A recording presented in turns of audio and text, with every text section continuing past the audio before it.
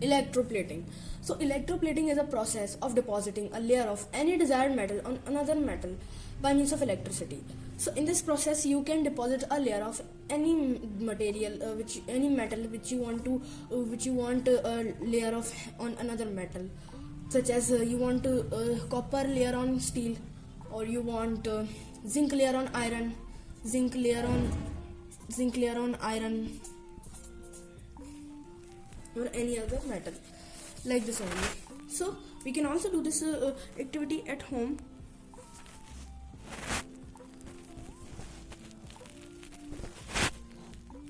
We can also do this at home by taking some of objects, like you need battery, you need wires, and electrodes.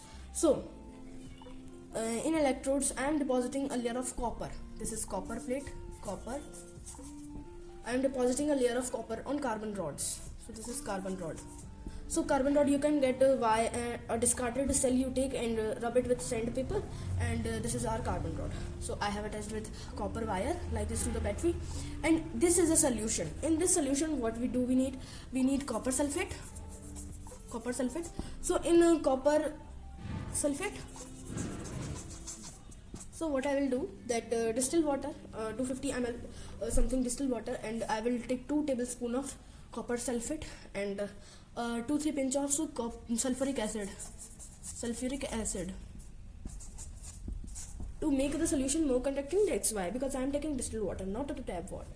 So sulfuric acid, little bit sulfuric acid, and when we will start our current, the current will flow, and what will happen? The copper sulfate will break into copper ions and sulfate ions. So it will break into two ions. Okay, so copper will be, so the copper, this is a free suspended copper that will get on the another electrode like carbon rod. So one more important point is this: if you want to electroplate copper on carbon rod, so you need to connect it with positive terminal. Okay, and if you want a carbon rod to deposit a layer of copper, so you need to connect it with negative terminal. Okay, so like this you will get a desired layer of and you have to wait till 15 minutes, then only your process will happen, and the layer of copper will get on this, deposit on this. So electroplating is used in many things.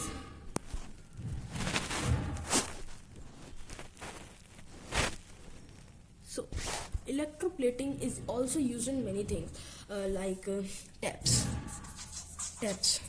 and rims of cycle, and handlebars such as of cycles and bikes.